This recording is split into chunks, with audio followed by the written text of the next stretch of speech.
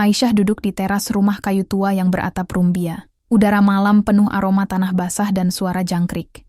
Ia tidak bisa berjalan, bahkan untuk sekadar meraih gelas air di atas meja pun harus meminta bantuan neneknya, Ibu Fatimah. Tapi, malam itu sesuatu yang aneh terjadi. Ia tertidur tanpa sadar, dan dalam mimpi, ia berdiri tegak. Kaki yang biasanya lemas kini menapak di pasir putih. Di depannya berdiri seorang wanita berselimut cahaya. Suaranya lembut tapi tegas. "Bawalah mereka ke sini," katanya sambil menunjuk sebuah bangunan hitam besar di kejauhan. Aisyah terbangun dengan napas tersengal. Ia menggosok matanya, mencoba memahami apa yang baru saja dialami. Ia menceritakan mimpinya pada Ibu Fatimah yang sedang menyulam di sebelahnya. Nenek itu mendengarkan dengan alis berkerut, lalu berkata pelan, "Mungkin ini hanya mimpi biasa," tapi Aisyah tidak yakin. Dalam mimpi itu, ia bisa merasakan udara panas Mekah, baikan wangi kemenyan dari Ka'bah, dan ia tahu arah kiblat tanpa kompas. Hal-hal yang mustahil diketahui oleh seorang gadis desa yang tak pernah keluar dusun. Keesokan paginya, Aisyah memberanikan diri menceritakan mimpinya pada Pak Umar, kepala desa. Semua orang berkumpul di balai desa setelah mendengar kabar bahwa Aisyah ingin bicara serius. Wajah-wajah penasaran dan ragu memenuhi ruangan. Beberapa ibu-ibu bisik-bisik, sementara anak-anak kecil masih asyik bermain di luar. Saya bermimpi didatangi seorang wanita bersinar. Dia menyuruh saya membawa kita semua ke Mekah, ujar Aisyah pelan tapi jelas. Ruang balai desa langsung riuh. Ada yang tertawa, ada yang menggeleng-geleng. Sanusi, anak kepala desa, bahkan berkata keras, "Ini pasti cuma khayalan. Anak kecil cacat kok ngaku dapat wahyu?" Pak Umar mencoba menenangkan suasana. Ia melihat Aisyah dengan tatapan campur antara kasihan dan curiga. "Kamu yakin itu bukan hanya mimpi biasa?" Aisyah diam sejenak. Lalu ia berkata, "Saya tidak tahu apakah ini mimpi atau bukan. Tapi saya ingat detail tentang Mekah. Saya tahu bentuk Ka'bah, letak sumur Zam-Zam, bahkan cara tawaf. Padahal saya belum pernah ke sana." Beberapa orang mulai diam, termasuk seorang ustadz tua bernama Haji Mansur, yang selama ini jarang terlibat urusan desa. Ia mendadak angkat suara. "Saya juga bermimpi semalam." Seorang wanita bersinar datang dan menyebut nama Aisyah. Keraguan di ruangan itu mulai retak, tapi belum sepenuhnya hancur. Aisyah pulang dengan hati berdebar. Ia tidak tahu apa yang akan terjadi besok. Tapi satu hal yang ia rasakan, hidupnya tidak akan sama lagi. Setelah sampai di rumah, Aisyah tidak langsung tidur. Ia termenung di ranjangnya. Ibu Fatimah menemaninya sambil membacakan doa-doa pendek. Tiba-tiba, Aisyah berkata, "Nenek, saya merasa seperti sudah pernah ke Mekah." Fatimah menghentikan bacaannya. Ia memandang cucunya dengan mata berkaca-kaca. "Mungkin kamu benar-benar punya misi, nak. Tapi jalanmu tidak akan mudah." Esok harinya, berbagai reaksi bermunculan. Sebagian warga mulai percaya, tapi banyak juga yang tetap mencela. Sanusi bahkan membuat poster lucu di papan informasi desa bertuliskan, "Si cacat ingin bawa desa ke Mekah." Tapi Aisyah tidak marah. Ia hanya tersenyum dan mulai menulis catatan-catatan kecil tentang mimpi-mimpinya. Ia juga mulai membaca Al-Quran meski belum lancar. Setiap hari ia meminta Ibu Fatimah membacakannya, lalu ia menghafalkan ayat-ayat itu.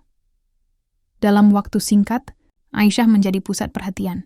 Orang-orang mulai menyadari betapa cepatnya ia memahami ilmu agama. Bahkan ketika ditanya soal fikih haji, ia bisa menjawab dengan tepat. Dan suatu sore, saat cuaca mendung, Haji Mansur datang ke rumah Aisyah. Ia membawa kitab tua yang belum pernah dibuka selama puluhan tahun. Ia menatap Aisyah dengan serius dan berkata, "Kalau ini benar-benar wahyu, maka kamu adalah jawaban dari doa-doa yang terlupakan." Aisyah menatap mata sang ustadz tanpa rasa takut. "Saya siap jika itu memang takdir saya." Haji Mansur tersenyum. "Kalau begitu kita mulai dari zikir pertama malam ini." Langit mulai gelap. Petir bergemuruh di kejauhan. Tapi di dalam rumah kayu itu, nyala lilin terus menyala, seolah tidak takut pada badai yang akan datang. Aisyah tidak menyangka hari itu akan menjadi awal dari perlawanan diam-diam. Setelah zikir pertama yang dipimpin Haji Mansur di rumahnya, beberapa warga mulai datang lagi. Mereka ingin mendengar apa yang Aisyah katakan, meskipun sebagian besar masih dengan hati skeptis. Sanusi tetap jadi suara paling keras yang menentang. Ia bahkan mengajak teman-temannya untuk mengganggu setiap kali ada zikir malam. Kita harus tunjukkan kalau dia cuma cari perhatian, katanya pada teman-temannya di warung kopi. Tapi Aisyah tidak peduli. Ia terus membaca Al-Quran, terus menulis catatannya, dan menjawab pertanyaan warga dengan tenang. Suatu sore, seorang ibu muda datang ke rumahnya. Matanya sembab, tangannya gemetar. Anakku sakit sudah 3 hari. Dokter bilang tidak ada obat. Bisa tolong doakan?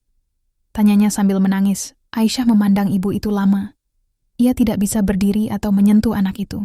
Tapi ia meminta ibu tersebut duduk di dekatnya, lalu ia mulai membacakan ayat-ayat ruqyah. Dengan suara pelan tapi jelas, ia bacakan surah Al-Baqarah, ayat kursi, dan beberapa surah pendek. Beberapa jam kemudian, ibu itu pulang. Malam harinya, anak kecil itu bangun dengan badan lebih segar. Kabar ini menyebar cepat. Beberapa orang mulai percaya bahwa Aisyah bukan hanya bermimpi kosong. Namun Pak Umar tetap waspada. Ia memanggil tokoh agama desa lainnya untuk membahas masalah ini. Saya khawatir kalau ini bisa jadi fitnah. Kalau sampai salah langkah, kita semua bisa terseret, ujarnya dalam rapat kecil. Haji Mansur angkat bicara. Tapi kita juga tidak boleh menutup hati. Saya sendiri mendapat mimpi yang sama, dan saya tidak pernah punya hubungan langsung dengan keluarganya. Pak Umar diam. Ia melihat Sanusi yang sedari tadi mendengarkan tanpa suara. Anak itu biasanya selalu protes, tapi sekarang hanya menunduk. Beberapa hari setelah kejadian itu, Sanusi kedapatan mencuri kitab milik Haji Mansur. Ia ketahuan saat mencoba membacanya di belakang masjid. Orang-orang marah, mengira ia ingin merusak atau menghina kitab suci. Tapi ketika ditanya, Sanusi hanya berkata, Saya penasaran. Saya ingin tahu apakah benar semua yang dikatakan Aisyah. Kabar ini membuat suasana semakin panas. Sebagian warga mulai percaya bahwa Aisyah memang memiliki sesuatu yang istimewa, tapi sebagian lagi tetap curiga. Bahkan, beberapa keluarga mulai melarang anak-anak mereka mendekati rumah Aisyah. Aisyah tidak pernah protes. Ia hanya terus berdoa, zikir, dan menulis. Di sebuah buku kecil, ia mencatat semua mimpi yang ia alami, termasuk satu mimpi tentang seekor burung hitam yang terbang rendah di atas desa, seolah memberi peringatan. Ibu Fatimah mulai khawatir. Ada sesuatu yang akan terjadi, nak. Tapi kamu harus siap. Jalanmu tidak lurus. Ada banyak tikungan. Aisyah tersenyum. Kalau itu takdirku, maka aku siap. Malam itu, hujan turun deras. Angin bertiup kencang. Tapi di dalam rumah kayu tua itu, lilin-lilin tetap menyala. Aisyah duduk bersama Haji Mansur dan beberapa warga yang mulai percaya. Mereka membaca zikir bersama, seperti sebuah keluarga baru yang belum sempurna. Di luar, Sanusi berdiri di bawah pohon rindang, memandang ke arah rumah itu. Air hujan membasahi bajunya. Hatinya bergolak. Ia tidak tahu lagi apa yang harus ia percaya. Dan entah kenapa, malam itu, ia memutuskan untuk masuk ke dalam rumah itu. Untuk pertama kalinya, Sanusi masuk ke dalam rumah Aisyah dengan langkah ragu. Udara di dalam terasa berbeda, lebih tenang dari yang ia bayangkan. Suara zikir pelan mengisi ruangan. Ia memilih duduk di pojok paling belakang, berusaha tidak menarik perhatian. Aisyah melihatnya dari sudut matanya. Ia tidak tersenyum, tidak juga menyapa. Hanya sekilas tatapan, lalu kembali fokus pada zikir. Sanusi merasa dadanya sesak, tapi ia tetap tinggal sampai zikir selesai. Setelah semua orang pulang, hanya tinggal Aisyah, Ibu Fatimah, dan Sanusi. Aisyah akhirnya membuka suara. "Kenapa kamu datang?" Sanusi diam, lalu berkata pelan, "Saya penasaran." Aisyah tersenyum. "Kalau kamu ingin tahu, mulailah dari sini. Bukan dari ejekan atau poster-poster bodoh itu," Sanusi menunduk. Untuk pertama kalinya ia merasa malu. "Maaf," ujarnya tanpa menatap mata Aisyah. Malam itu, Sanusi pulang dengan pikiran penuh tanya. Ia mulai membaca kitab-kitab agama yang sempat dicurinya dari Haji Mansur. Ia bahkan mencoba zikir sendiri di kamarnya. Perlahan, hati yang keras mulai retak. Beberapa hari kemudian, sebuah kejadian membuat Sanusi benar-benar berubah. Saat sedang membersihkan halaman masjid, ia melihat seorang anak kecil hampir tertabrak mobil.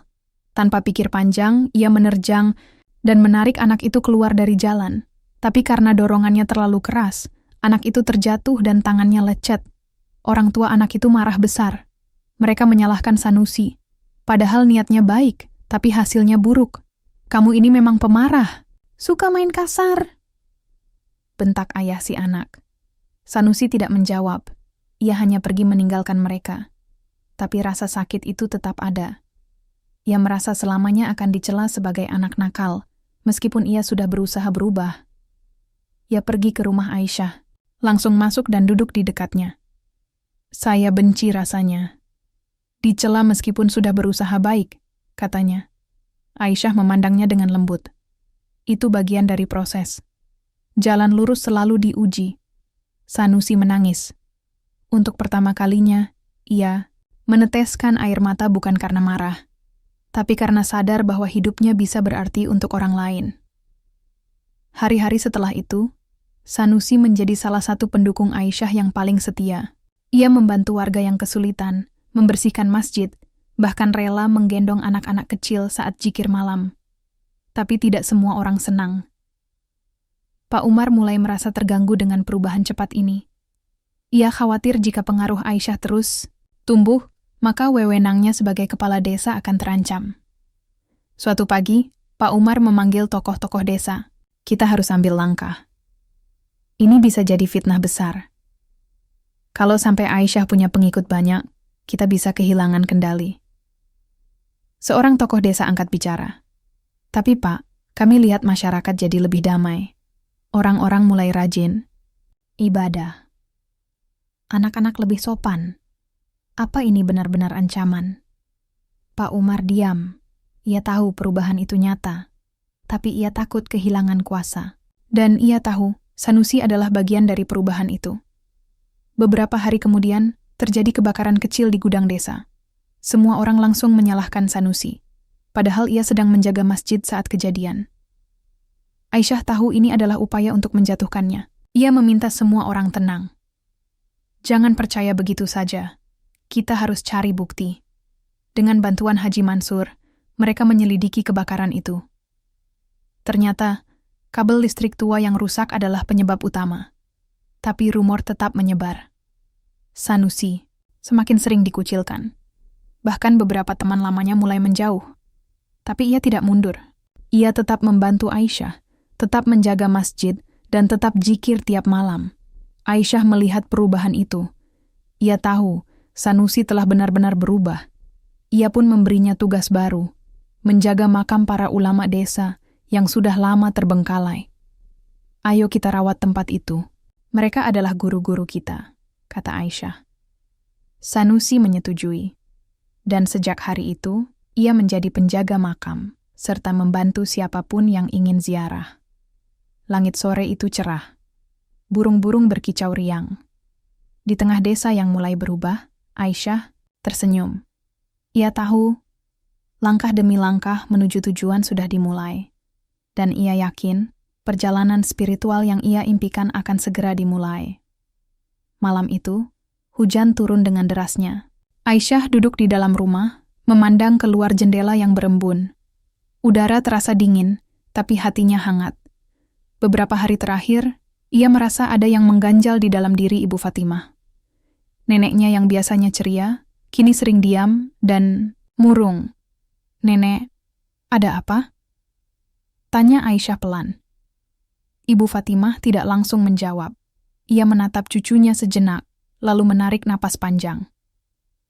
"Aku harus cerita sesuatu padamu, sesuatu yang sudah lama aku simpan." Aisyah mengerat-kerat alisnya, penasaran. Fatimah mulai bercerita, suaranya pelan namun tegas. Kamu tahu, ayahmu bukan orang biasa. Dia adalah keturunan ulama besar dari Aceh. Keluarga besar yang dulu sangat dihormati. Tapi karena fitnah, dia dibuang dari keluarganya. Dituduh melakukan hal-hal yang tidak pernah ia lakukan. Aisyah terdiam. Selama ini, ia hanya tahu bahwa ayahnya meninggal saat perjalanan haji. Tapi tidak pernah tahu detailnya. Fatimah melanjutkan. Ayahmu datang ke desa ini sendirian. Tidak punya sanak saudara. Hanya membawa kitab dan keyakinannya. Di sini, ia bertemu ibumu. Mereka menikah, dan kamu lahir sebagai anak pertama mereka. Tapi takdir berkata lain. Ayahmu pergi ke Mekah untuk haji terakhirnya, dan tidak pernah pulang. Aisyah menelan ludah, hatinya berdebar. Tapi nenek, bagaimana ayah bisa hilang begitu saja? Apa yang sebenarnya terjadi? Fatimah menggeleng pelan. Aku juga tidak tahu pasti. Ada yang bilang dia tersesat di gurun. Ada juga yang bilang dia dibunuh. Tapi satu hal yang aku yakin, ia tidak mati sia-sia. Aisyah tidak bisa tidur malam itu. Ia terus memikirkan cerita neneknya. Ia membuka catatan-catatannya, membaca ulang mimpi-mimpinya. Dan entah kenapa, ia mulai menyadari sesuatu. Semua mimpi itu selalu mengarah pada satu hal, pemulihan martabat keluarganya. Esok paginya, seorang lelaki tua datang ke rumah mereka. Namanya Haji Ruslan. Ia datang dari luar daerah, mengendarai mobil tua yang nyaris rusak. Wajahnya penuh kerutan, tapi matanya tajam. Aku mencari Fatimah, katanya pada tetangga yang melihatnya di depan pagar. Saat Haji Ruslan masuk ke rumah, Ibu Fatimah langsung mengenalinya. Wajahnya berubah. Bukan senyuman atau rasa bahagia, tapi rasa waspada. Ruslan, kau masih hidup? Tanyanya pelan. Haji Ruslan duduk di kursi kayu usang. Ia menatap Aisyah lama, seolah sedang melihat bayangan masa lalu. Aku datang bukan untuk membuka luka lama, katanya. Tapi aku ingin membantu cucu Muhammad Zainal ini. Aisyah terkejut. Muhammad Zainal adalah nama ayahnya. Fatimah langsung angkat bicara. Jangan main-main, Ruslan. Kami sudah cukup menderita. Haji Ruslan menggeleng. Aku tidak main-main. Aku tahu siapa yang sebenarnya membunuh Zainal. Aku tahu siapa yang membuatnya dibuang dari keluarga. Dan aku tahu mengapa ia harus mati. Aisyah menahan napas. Dadanya terasa sesak. Apa maksudmu? Siapa yang membunuh ayahku? Tanyanya dengan suara gemetar. Haji Ruslan menatap matanya. Sayangnya, jawabannya tidak lengkap kalau hanya dari mulutku. Tapi aku percaya, kamu adalah jawaban dari semua ini. Kamu adalah cara Tuhan untuk memperbaiki kesalahan masa lalu. Sanusi yang sedang membersihkan halaman mendengar percakapan itu. Ia berhenti menyapu, lalu masuk ke dalam. Apa maksud semua ini? Kenapa kamu datang sekarang? Tanyanya pada Haji Ruslan. Lelaki tua itu tersenyum tipis. Karena waktunya tepat, karena Aisyah sudah siap. Dan karena desa ini butuh pemimpin spiritual yang benar-benar bersih dari dusta. Pak Umar mendengar kabar tentang kedatangan Haji Ruslan. Ia langsung gelisah. Ia tahu, jika masa lalu terbongkar, maka rahasia besar yang ia sembunyikan selama ini akan ikut terungkap. Beberapa malam kemudian, Aisyah bermimpi lagi. Kali ini, ia melihat seorang lelaki berjubah putih berdiri di tengah gurun pasir. Lelaki itu menunjuk sebuah batu besar, lalu berkata, "Di sanalah semua jawaban berada." Aisyah terbangun dengan kepala pusing. Ia memberitahu Ibu Fatimah dan Haji Ruslan tentang mimpinya. Haji Ruslan langsung bangkit. Itu tempat terakhir kali aku melihat Zainal. Kalau kita pergi ke sana, mungkin kita bisa menemukan sesuatu. Fatimah ragu. Kita tidak bisa pergi ke Mekah begitu saja. Haji Ruslan menjawab tenang. Tapi kita bisa mulai dari sini. Dari doa, dari zikir, dari pengorbanan batin. Aisyah mengangguk. Kalau itu yang dibutuhkan, maka kita mulai dari sini. Dan malam itu, zikir besar, diadakan di rumah Aisyah. Untuk pertama kalinya, Sanusi menjadi salah satu pemimpin zikir. Suaranya lantang, penuh keyakinan. Orang-orang mulai menyadari bahwa perubahan di desa ini bukan hanya soal iman, tapi juga soal keadilan. Di tengah zikir, Aisyah tiba-tiba membuka mata. Ia menatap langit-langit rumah, lalu berkata pelan, "Ayah, aku akan temukan kebenaranmu." Dan untuk pertama kalinya, ia merasa seperti bisa melangkah. Meski kakinya tetap diam, tapi jiwanya telah terbang menuju tujuan. Matahari pagi menyinari desa yang mulai berubah. Aisyah duduk di teras rumahnya, menatap warga yang mulai berkumpul di lapangan kecil dekat masjid. Mereka datang satu persatu, membawa kayu, batu, dan alat-alat sederhana. Hari ini adalah hari pertama pembangunan tempat ibadah baru, tempat yang akan menjadi simbol perjalanan spiritual mereka. Sanusi sudah ada di lokasi sejak pagi buta. Ia membersihkan tanah, mengatur tumpukan batu, dan memastikan semua siap. Saat melihat Aisyah didampingi, Ibu Fatimah mendekat. Ia langsung berjalan cepat ke arahnya. "Semua sudah siap," kata Sanusi dengan napas agak tersengal. Aisyah tersenyum. "Terima kasih, Sanusi. Ini adalah langkah awal kita." Pak Umar juga hadir, tapi wajahnya tidak seperti biasanya. Ia terlihat gelisah, sesekali melirik ke arah Haji Ruslan yang sedang berbicara dengan beberapa tokoh desa. Tapi ia tidak menghentikan pembangunan. Ia tahu, kali ini, rakyat desa benar-benar ingin melanjutkan Haji Ruslan memberikan arahan awal. Bangunan ini bukan hanya untuk sholat.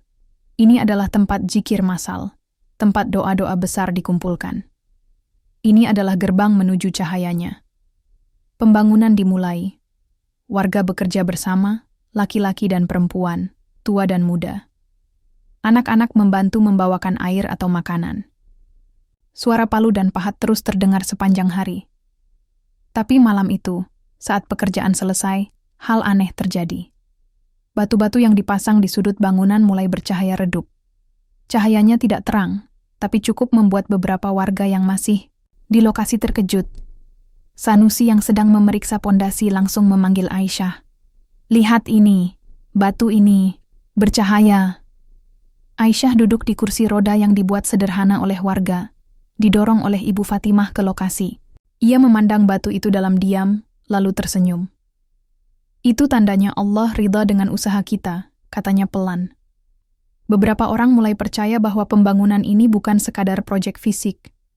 Ini adalah simbol dari perjalanan batin mereka. Dan semakin hari keyakinan itu semakin kuat.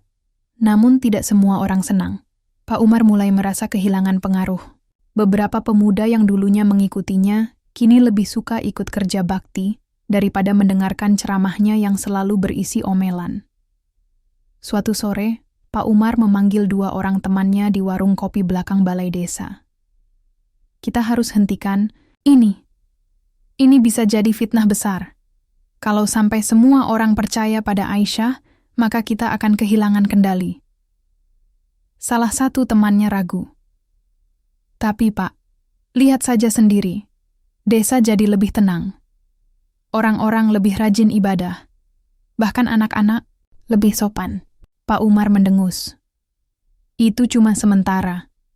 Nanti kalau mereka punya pengaruh besar, mereka bisa apa saja. Tapi rencana apapun yang ingin ia lakukan, tertunda, karena sebuah kejadian tak terduga." Saat Sanusi sedang membersihkan area makam ulama, ia menemukan sebuah batu nisan yang tertutup tanah. Di atasnya terukir tulisan Arab yang sudah agak pudar. Ia langsung membawa berita itu ke Aisyah. "Aku menemukan sesuatu. Batu nisan lama. Sepertinya milik salah satu ulama kita." Aisyah meminta Sanusi membawanya ke lokasi. Setelah membersihkan batu itu sepenuhnya, mereka membaca tulisan di atasnya. Syekh Abdullah Al-Maliki, ulama penjaga janji Haji Ruslan, melihat batu itu dan langsung terdiam. Lalu ia berkata, "Ini adalah salah satu guru ayahmu. Ia hilang setelah membela Zainal dari fitnah." Aisyah menelan ludah. Hatinya berdebar. Ia merasa seperti sedang mendekati sesuatu yang sangat penting. Beberapa malam kemudian, saat zikir besar diadakan di lokasi pembangunan, terjadi angin kencang. Tapi bukannya mengganggu. Angin itu membawa aroma kemenyan yang lembut. Semua orang menciumnya. Dan saat Aisyah membuka mata setelah zikir panjang, ia berkata dengan suara jelas, "Arah, kiblat kita selama ini salah." Semua orang terkejut. Haji Ruslan langsung memeriksa kompas dan denah bangunan. Betapa terkejutnya ia, ternyata arah kiblat yang ditunjukkan Aisyah lebih tepat daripada yang mereka pasang. Bagaimana bisa? Ia bahkan tidak pernah ke Mekah. Warga mulai yakin bahwa Aisyah bukan hanya memiliki visi spiritual, tapi juga ilmu yang tidak mereka mengerti. Dan semakin hari, desa itu semakin berubah. Bukan hanya dari segi iman, tapi juga kesadaran akan masa lalu mereka yang penuh misteri. Di tengah keheningan malam, Aisyah menulis catatan barunya. Batu itu bercahaya, arah kiblat tepat, dan angin membawa doa. Kita belum sampai, tapi kita sudah mulai. Langit malam itu penuh bintang. Di antara gemericik sungai kecil dan riuh zikir yang mulai menjelma sebagai kekuatan, desa itu berubah. Perlahan tapi pasti, hujan deras turun sejak pagi. Langit gelap, awan tebal menggantung rendah. Tapi suasana di desa tidak seperti hari-hari biasa. Sebuah mobil besar berwarna hitam memasuki jalan utama desa. Rodanya terbenam sedikit di jalanan becek. Warga yang melihat langsung berbisik-bisik. Siapa mereka? Di dalam mobil itu duduk 3 orang laki-laki dengan pakaian rapi dan tashi. Salah satunya adalah seorang pejabat dari Kementerian Pembangunan Daerah. Nama lengkapnya Sulaiman Effendi. Ia turun dari mobil dengan langkah mantap meski jalanan licin. Pak Umar menyambutnya dengan senyum lebar. "Selamat datang, Bapak Sulaiman." Sulaiman menjabat tangan Pak Umar. "Saya sudah lihat progres lapangan. Kita mulai saja sesuai rencana." Beberapa warga mendekat, penasaran. Sanusi yang sedang membersihkan halaman masjid langsung curiga. Ia cepat-cepat pergi ke rumah Aisyah. "Aisyah, ada orang luar datang. Mereka membawa dokumen dan peta. Sepertinya soal tanah kita." Aisyah diam sejenak. Matanya menerawang. Lalu berkata pelan, "Ini akan jadi ujian besar." Saat Sulaiman dan rombongan sampai di balai desa, rapat darurat langsung digelar. Di ruangan itu hadir Pak Umar, beberapa tokoh desa, dan Haji Ruslan Sulaiman membuka map biru tebal. "Kami dari pemerintah pusat ingin membangun pusat pengembangan ekonomi di wilayah ini. Proyek besar. Ada lahan seluas 20 hektar yang harus dikosongkan. Termasuk area dekat masjid dan tempat ibadah baru yang sedang dibangun." Wajah Haji Ruslan langsung berubah. Itu tanah warisan leluhur. Tidak bisa begitu saja diambil. Sulaiman tersenyum dingin. "Bukan diambil, Pak. Dibeli. Dengan harga yang sangat bagus untuk desa. Dan kami juga bangun fasilitas pendidikan serta pasar modern." Tapi Haji Ruslan tidak terima. Tanah itu bukan hanya fisik. Itu adalah simbol perjuangan para ulama kita. Kalau diambil, maka jiwa desa ini akan hilang. Sanusi yang mendengar dari luar langsung marah. Ia masuk ke dalam dan berkata keras, "Jangan coba-coba sentuh tempat ibadah itu. Kami tidak akan izinkan." Pak Umar mencoba menenangkan. "Silakan bicara baik-baik. Jangan emosi." Tapi Sulaiman sudah menutup mapnya. "Kalau begitu, kami akan lanjutkan proses administrasi. Desa ini butuh kemajuan. Sayang kalau terus terjebak pada tradisi dan tahayul." Setelah rombongan itu pergi, suasana di desa menjadi tegang. Warga bingung. Beberapa setuju karena iming-iming uang dan fasilitas. Tapi banyak yang menolak. Aisyah memanggil semua warga malam itu. Mereka berkumpul di rumahnya. Udara dingin, tapi semangat panas. "Aku tidak menentang kemajuan," kata Aisyah. "Tapi kemajuan tidak boleh merusak jati diri kita. Tanah itu bukan milik kita sendiri. Milik leluhur, milik masa depan." Ibu Fatimah angkat bicara. "Ada rahasia tentang tanah itu. Dulunya di sana pernah berdiri pesantren tua. Tempat para ulama belajar dan berdoa. Kalau kita biarkan hancur, maka doa-doa mereka akan hilang begitu saja." Sanusi langsung bersuara, "Aku akan pertahankan tanah itu.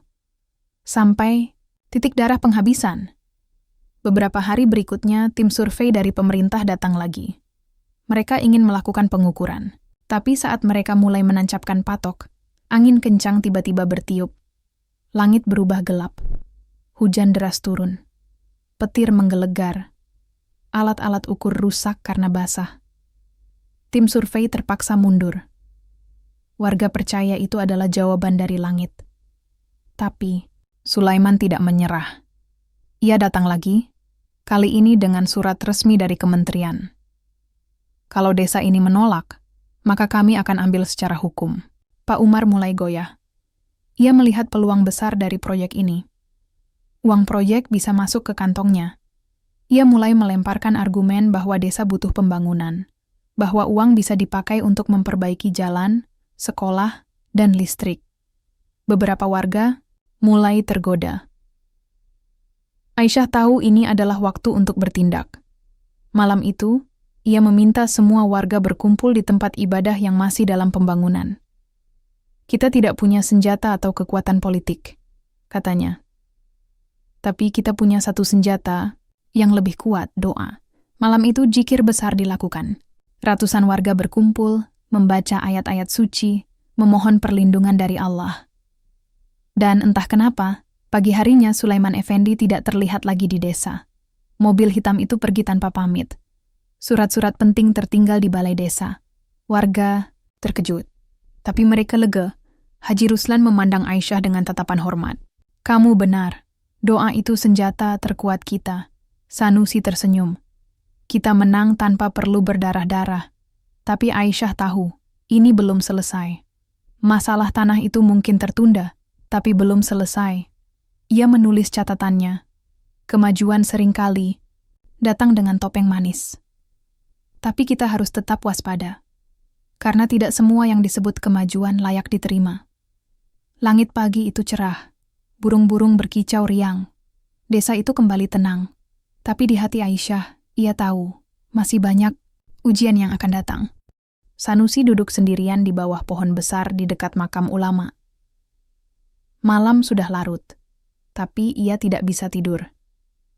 Bayangan masa lalunya terus menghantuinya. Ia menatap bulan yang redup, lalu menarik napas panjang.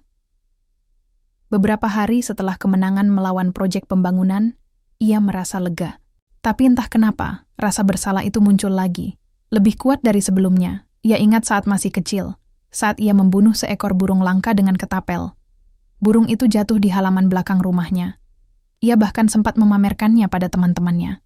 Tapi kemudian, orang tua desa marah besar. Mereka bilang, burung itu adalah simbol penjaga jiwa para pemimpin desa. Dan karena perbuatannya, banyak hal buruk mulai terjadi. Hujan deras tanpa henti, warga sakit-sakitan, dan akhirnya, ayah Aisyah meninggal dalam perjalanan haji.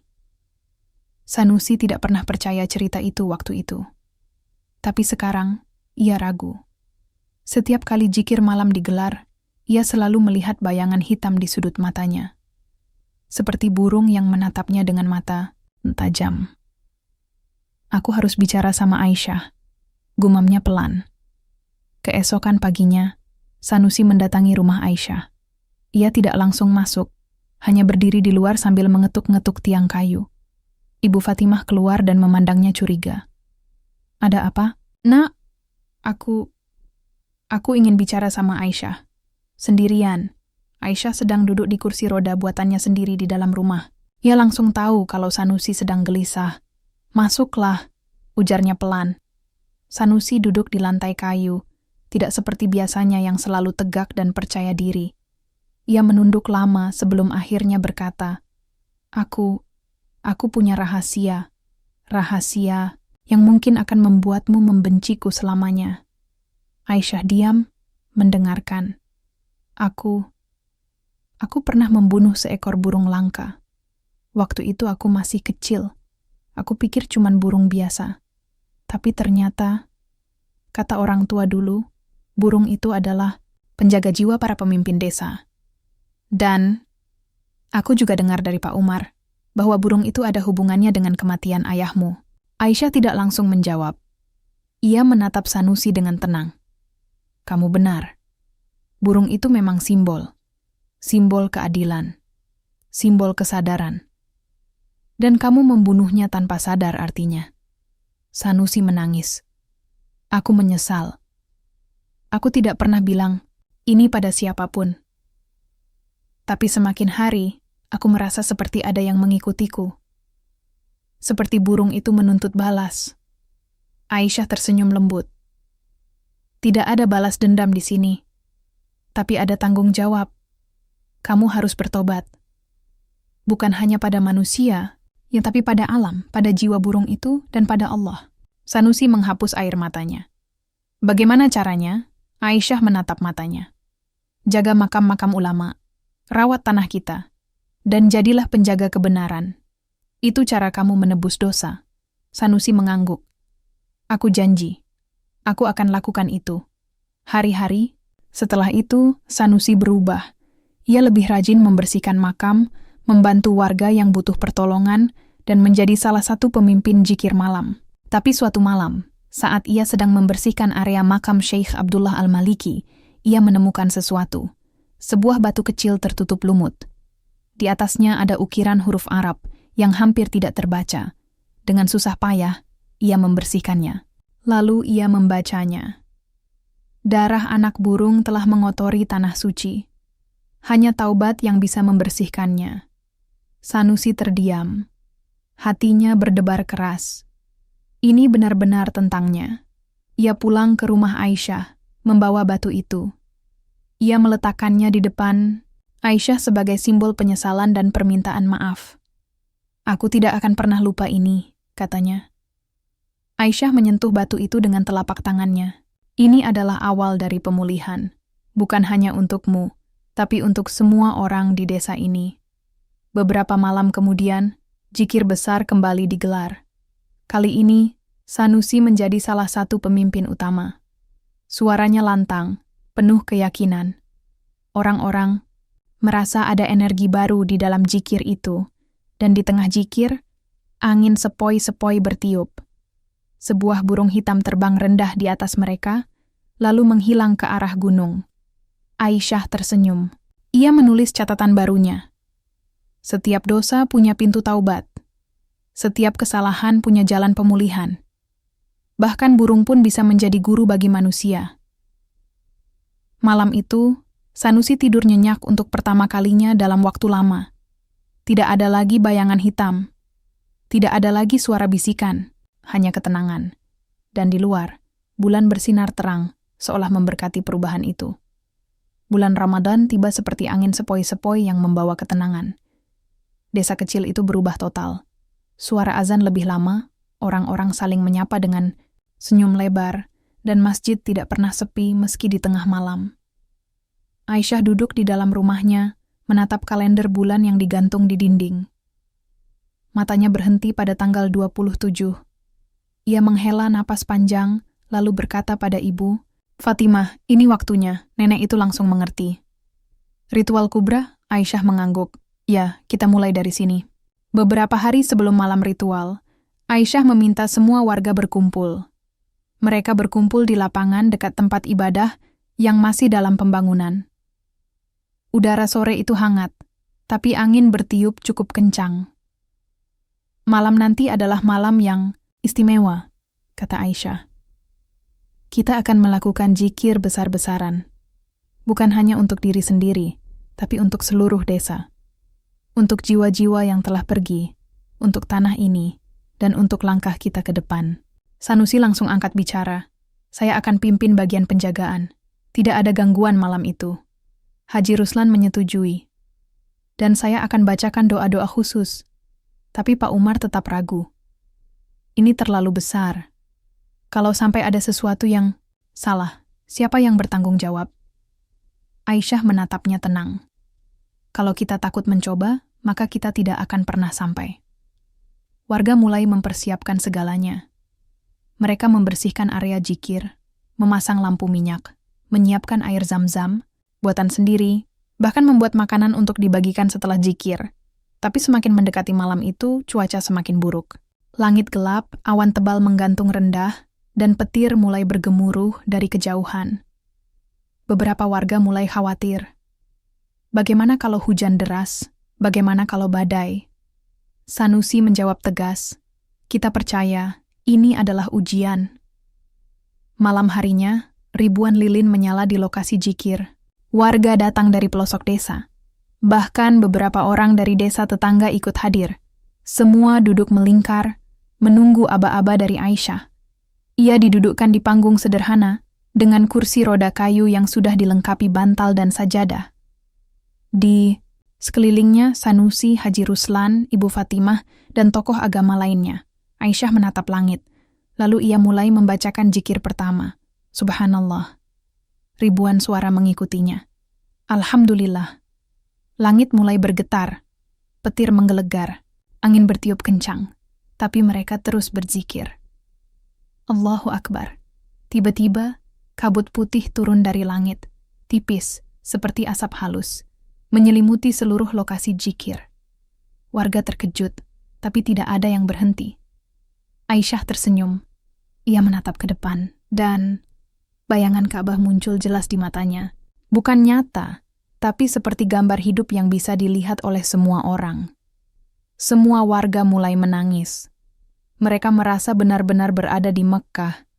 Sanusi meneteskan air mata. Hatinya tenang, seperti semua dosa telah diampuni. Di tengah zikir itu, sebuah suara lembut terdengar, seperti bisikan dari alam gaib. Aku ridho atas kalian. Setelah zikir selesai, semua orang diam. Tidak ada yang bisa berkata-kata. Mereka saling pandang, seolah ingin memastikan apakah semua orang melihat hal yang sama. Haji Ruslan akhirnya bersuara, "Ini adalah mukjizat." Pak Umar tidak bisa berkata apa-apa. Ia melihat ke arah Aisyah, lalu berbisik pelan. Dia bukan anak biasa. Besok paginya, berita tentang zikir malam itu menyebar cepat. Tokoh agama dari daerah lain datang untuk menyelidiki. Beberapa ulama senior bahkan mengirim surat. Dukungan desa itu mulai diakui sebagai pusat spiritual. Banyak orang datang untuk ziarah, belajar zikir, atau sekadar merasakan ketenangan. Aisyah menulis catatannya.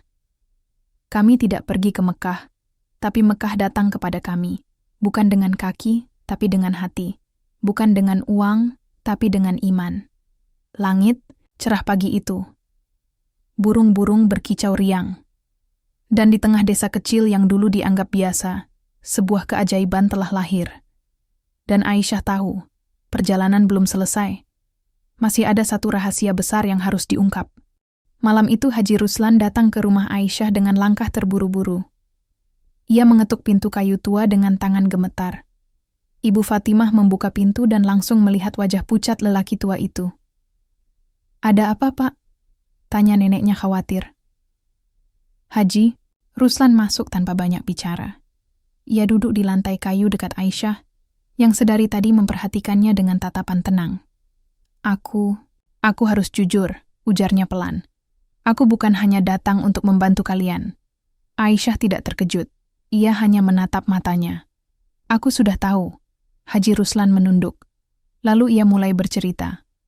"Aku adalah saudara dari orang yang membuat ayahmu dibuang dari keluarganya. Saudaraku, Husni Ruslan, dulu tokoh besar di Aceh. Ia iri pada bakat dan ilmu Zainal. Ia fitnah Zainal sebagai pengkhianat agama. Dan akhirnya, Zainal pergi ke Mekah, mencoba membersihkan nama baiknya. Tapi ia tidak pernah pulang." Aisyah diam. Hatinya berdebar, tapi ia tetap tenang. Haji Ruslan melanjutkan, "Aku tidak tahu sampai beberapa tahun lalu. Setelah saudaraku meninggal, aku menemukan catatan-catatannya. Di sana tertulis semua kebohongan yang ia sebarkan. Aku merasa bersalah. Aku ingin memperbaiki semuanya. Jadi aku datang ke desa ini. Awalnya, aku hanya ingin bertemu keturunan Zainal. Tapi saat aku melihatmu, Aisyah, aku tahu ini adalah takdir." Ibu Fatimah menggenggam tangannya sendiri. Wajahnya penuh amarah, tapi ia menahan diri. Sanusi yang sedang menjaga halaman langsung masuk setelah mendengar percakapan itu. Matanya tajam menatap Haji Ruslan. "Jadi selama ini kamu cuma pura-pura membantu? Kamu bahkan bisa saja terlibat dalam kematian ayah Aisyah? Haji Ruslan menggeleng cepat. Tidak, aku tidak tahu kalau Zainal benar-benar meninggal. Aku pikir dia masih hidup di Mekkah. Aku baru tahu setelah bertemu salah satu teman lamamu, Fatimah. Dia cerita tentang kematiannya yang misterius. Aisyah menatap matanya. Kenapa kamu tidak bilang dari awal? Haji Ruslan menunduk. Aku takut. Aku takut kalian akan membenciku. Aku takut aku tidak pantas memohon maaf. Ibu Fatimah berkata keras. Kamu benar, kamu tidak pantas. Tapi Aisyah punya hati yang lebih besar dari kita. Semua. Sanusi masih marah. Lalu kenapa kamu ikut zikir malam itu? Kenapa kamu bantu bangun tempat ibadah ini? Haji Ruslan tersenyum getir. Karena aku ingin menebus dosa. Bukan hanya untuk saudaraku, tapi juga untuk diriku sendiri. Aku sudah tua. Aku ingin mati dalam taubat. Aisyah akhirnya berbicara. Suaranya pelan tapi tegas. Kamu sudah jujur. Itu adalah langkah pertama. Langkah kedua adalah membuktikan bahwa kamu benar-benar ingin berubah. Beberapa hari setelah percakapan itu, Haji Ruslan pergi ke Mekkah. Ia membawa surat doa dari Aisyah dan janji untuk mencari kebenaran tentang kematian ayahnya. Saat ia kembali, 2 bulan kemudian ia membawa sebuah dokumen tua. Surat keterangan dari seorang ulama Arab yang pernah bertemu ayah Aisyah. Dalam surat itu tertulis, Zainal adalah hamba Allah yang lurus. Ia datang ke Mekkah untuk membersihkan namanya, tapi ia dibunuh oleh orang-orang yang takut pada kebenaran. Mayatnya tidak ditemukan, tapi doa-doa terakhirnya menyentuh hati banyak orang. Aisyah membaca surat itu dengan air mata berlinang. Untuk pertama kalinya, ia merasa seperti benar-benar mengenal ayahnya. Ibu Fatimah menangis dalam pelukan cucunya. Sanusi memeluk Haji Ruslan, meski awalnya enggan. Dan Pak Umar, yang mendengar kabar itu dari jauh, akhirnya datang ke rumah Aisyah. Ia menyerahkan surat resmi dari desa. Mulai sekarang, desa ini secara resmi dinamakan Desa Aisyah. Karena kamu telah membawa cahaya bagi kami semua. Aisyah tersenyum. Ia menulis catatan barunya. Pengkhianatan bisa datang dari mana saja, bahkan dari orang yang pura-pura menjadi sahabat. Tapi kejujuran bisa membuka jalan pemulihan, bahkan untuk dosa yang paling besar sekalipun. Langit sore itu cerah. Burung-burung berkicau riang. Desa itu berubah lagi. Bukan hanya dari segi iman, tapi juga dari segi martabat. Dan Aisyah tahu, satu bab lagi dari perjalanannya akan segera dimulai. Bab terakhir. Aisyah terbaring lemah di atas tikar. Udara malam dingin, tapi keringat membasahi dahinya. Ibu Fatimah duduk di sampingnya, membacakan Al-Quran dengan suara pelan. Sanusi dan Haji Ruslan berdiri di dekat pintu, menunggu dengan hati gelisah. Beberapa hari terakhir, kondisi Aisyah semakin memburuk. Ia tidak lagi bisa makan banyak, suaranya mulai serak, tapi ia tetap tenang. Bahkan, ia tersenyum lebih sering dari biasanya. Aku tidak takut, katanya pada neneknya suatu malam. Aku sudah sampai. Fatimah menghentikan bacaannya. Kamu bicara apa, nak? Aisyah menatap langit-langit rumah kayu itu. Aku sudah sampai ke Mekkah. Aku sudah bawa desa ini ke sana. Bukan dengan kaki, tapi dengan doa. Bukan dengan uang, tapi dengan iman. Sanusi menunduk. Hatinya sakit. Selama ini, ia selalu percaya bahwa Aisyah akan hidup lama. Bahwa ia akan melihat sendiri bagaimana desa mereka menjadi pusat spiritual yang dikenal di seluruh negeri. Tapi, sekarang nyawanya mulai pergi. Malam itu zikir besar digelar di tempat ibadah. Semua warga berkumpul, meski tidak tahu pasti apa yang akan terjadi. Mereka hanya mendengar kabar bahwa Aisyah ingin semua orang berkumpul satu kali lagi. Sanusi naik ke panggung sederhana, memimpin zikir. Suaranya lantang, penuh keyakinan. Warga mengikutinya dengan hati yang berdebar. Di dalam rumah, Aisyah masih terjaga. Ia menatap Ibu Fatimah dan Haji Ruslan. Jaga desa ini. Jaga makam-makam ulama. Jangan biarkan siapapun menghancurkannya lagi, katanya pelan. Haji Ruslan mengangguk. Kami janji. Aisyah tersenyum. Lalu ia menutup matanya sejenak. Saat ia membukanya lagi, matanya berbinar. Ayah, aku lihat dia. Ibu Fatimah menangis. Ia memegang tangan cucunya erat-erat. Lalu, saat azan subuh berkumandang, Aisyah membuka matanya untuk terakhir kalinya. Ia menatap langit-langit rumah, lalu berkata pelan, "Aku pulang." Detik itu juga, napasnya berhenti. Warga yang sedang berzikir merasakan sesuatu yang aneh. Azan pertama baru saja selesai. Tapi tiba-tiba, azan kedua terdengar, seolah datang dari udara. Semua orang terdiam. Mereka saling pandang, mencari sumber suara. Tapi tidak ada speaker, tidak ada pengeras suara. Hanya suara azan kedua yang terdengar jelas di telinga mereka. Sanusi langsung berlari ke rumah Aisyah. Ia melihat mata nenek itu basah dan tubuh Aisyah sudah tidak bergerak.